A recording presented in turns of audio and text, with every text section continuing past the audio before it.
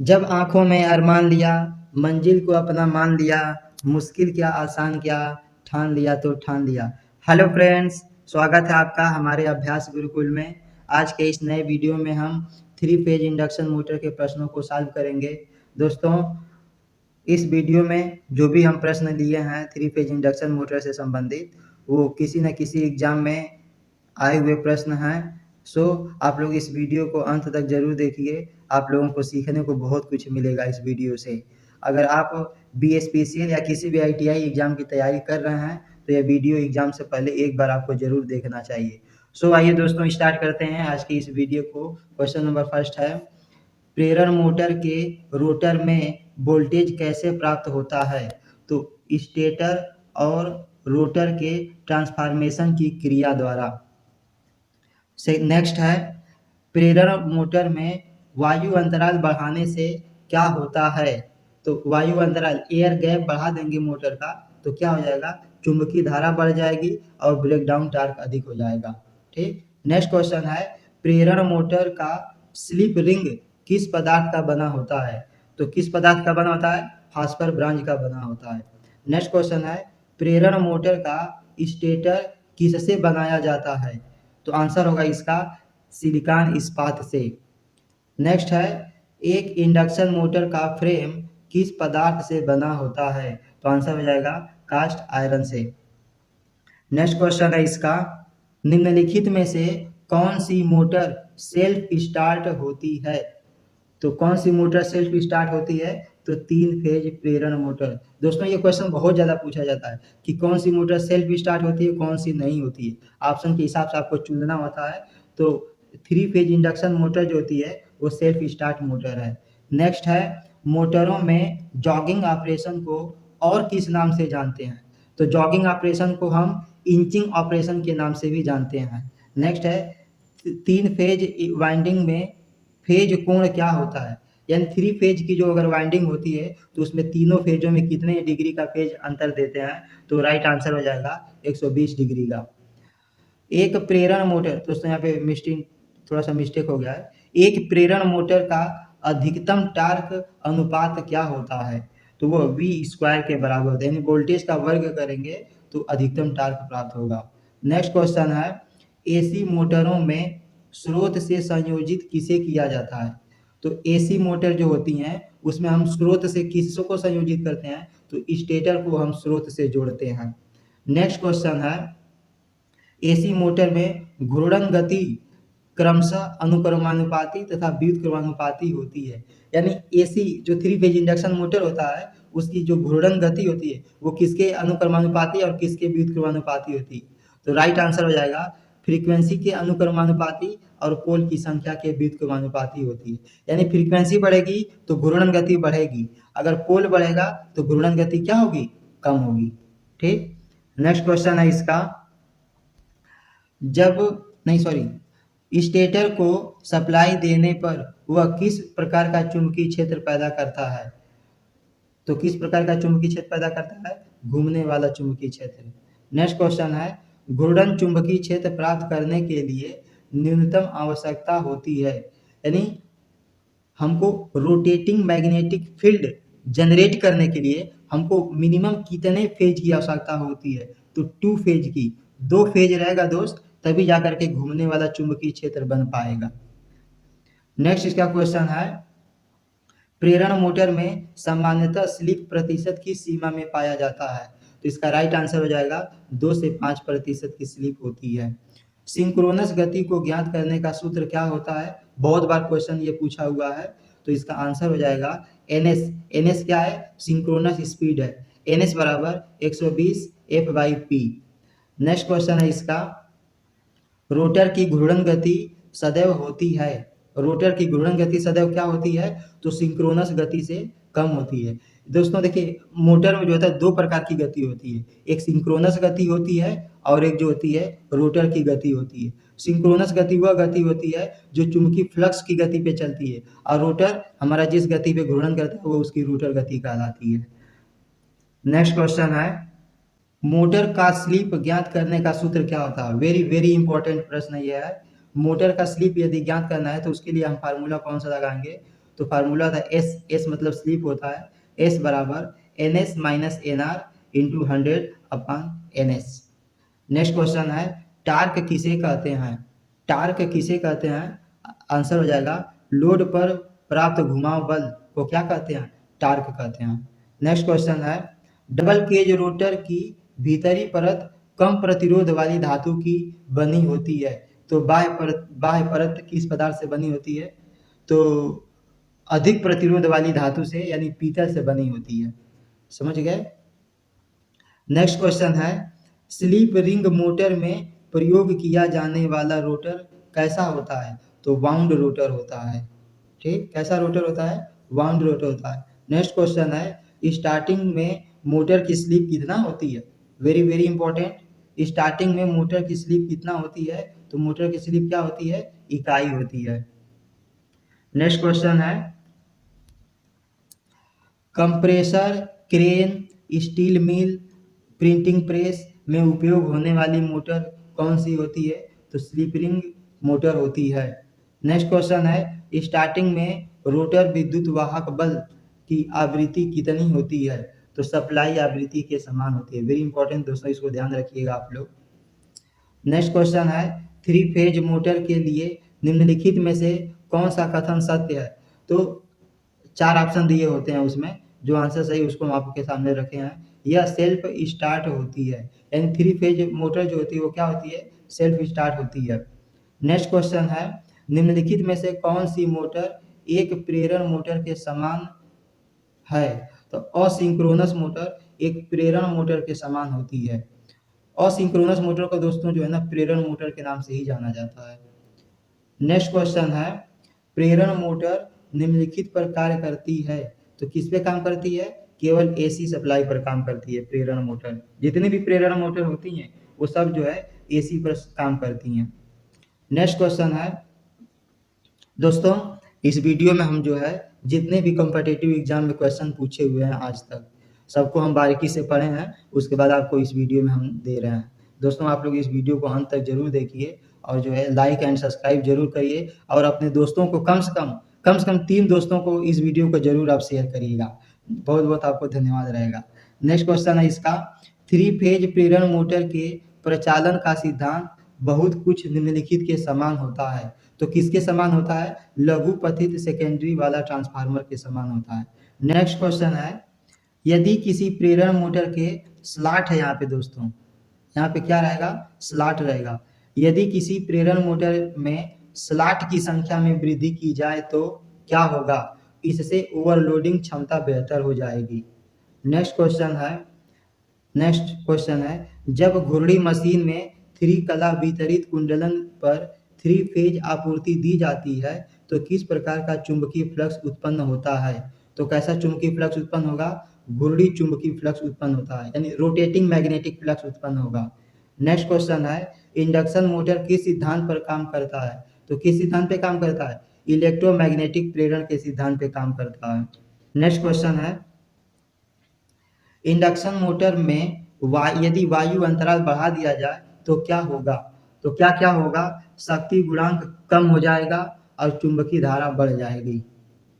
Next है एक three phase motor को रिवाइंड करने के लिए किस प्रकार के तार का प्रयोग किया जाता है? तो सुपर इनेमल कापर का वायर प्रयोग करते हैं हम। समर्सिबल पंप मोटर के लिए किस प्रकार के वाइंडिंग तार का प्रयोग किया जाता है? तो पीवीसी आवरित तांबे का तार प्रयोग करते हैं। नेक्स्ट क्वेश्चन है तीन फेज प्रेरण मोटर का वर्गीकरण किस आधार पर होता है? रोटर की संरचना के आधार पर होता है। नेक्स्ट क्वेश्चन है तीन फेज प्रेरण मोटर का स्टेटर खाली स्थान के बराबर होता है, तो थ्री फेज अल्टरनेटर के बराबर होता है।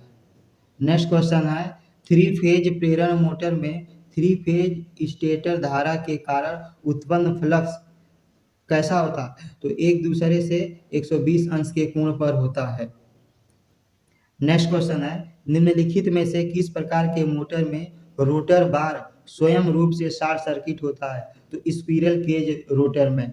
स्क्विरल केज रोटर में दोस्तों दोनों तरफ से जो होता है ना कापर की रिंग के द्वारा जो है रोटर को शॉर्ट सर्किट कर दिया जाता है। नेक्स्ट क्वेश्चन है डबल स्क्विरल केज प्रेरण मोटर में बाहरी केज की छड़ें किस धातु की बनी होती है? तो बाहरी केज की छड़ किस धातु की बनी होती है? वह पीतल धातु की बनी होती है। दोस्त, डबल केज इंडक्शन मोटर से संबंधित बहुत ज़्यादा क्वेश्चन पेपर में पूछा जाता है, ठीक? तो इसका एक हम स्क्रीनशॉट लिए हैं। डबल केज रोटर की महत्वपूर्ण बिंदु, ठीक? इसमें क्या होती है? बाह्य परत का प्रतिरोध जो होता है बहुत उच्च होता है और प्रतिघात उसका जो है निम्न होता है। अच्छा, बाह्य परत किस पदार्थ की बनी होती है? अभी आपने देखा है, तो पीतल की बनी होती है, समझ गए? और आंतरिक परत निम्न प्रतिरोध की होती है और उसका प्रतिघात उच्च होता है, और यह किस पदार्थ की बनी होती है? तो कॉपर की बनी होती है।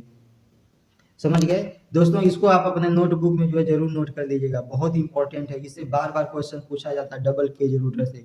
उसकी बाहरी परत के बारे में या आंतरिक परत के बारे में जरूर क्वेश्चन इसमें आएगा एग्जाम में आपके। जरूर आप इसको ध्यान में रखिए। नेक्स्ट क्वेश्चन है, स्क्विरल केज इंडक्शन मोटर में यदि दो रोटर बार खुला परिपथ वाला बन जाए तो रोटर कैसे चलेगा? तो रोटर कैसे चलेगा दोस्त? शोर के साथ बहुत धीमी गति से चलेगा। समझ गए? यानी बहुत वेरी वाइज करेगा, बहुत ज़्यादा तेज आवाज़ करेगा और स्लो मोशन में चलता रहता है। नेक्स्ट क्वेश्चन है, किसी स्लिप रिंग इंडक्शन मोटर में स्लिप रिंग किससे जुड़ी होती है? तो स्लिप रिंग किससे जुड़ी होती है? रोटर से जुड़ी होती है। नेक्स्ट क्वेश्चन है, स्लिप रिंग इंडक्शन मोटर में किस प्रकार का रोटर प्रयोग किया जाता है? तो वाउंड रोटर प्रयोग करते हैं। स्लिप रिंग इंडक्शन मोटर में कैसा रोटर होता है? वाउंड होता है। दोस्तों, इसमें ये पूछता है ना कि स्लिप रिंग इंडक्शन मोटर जितने पोल का होता है उतना ही पोल का जो होता है उसका रोटर भी वाउंड किया जाता है। ये बात आप ध्यान में रखिएगा, बहुत जरूरी। नेक्स्ट क्वेश्चन है, यदि किसी मोटर की तुल्यकालिक गति 1000 आरपीएम है जबकि इसकी आपूर्ति आवृत्ति 50 हर्ट्ज है, तो इस मोटर में पोल की संख्या कितनी होती?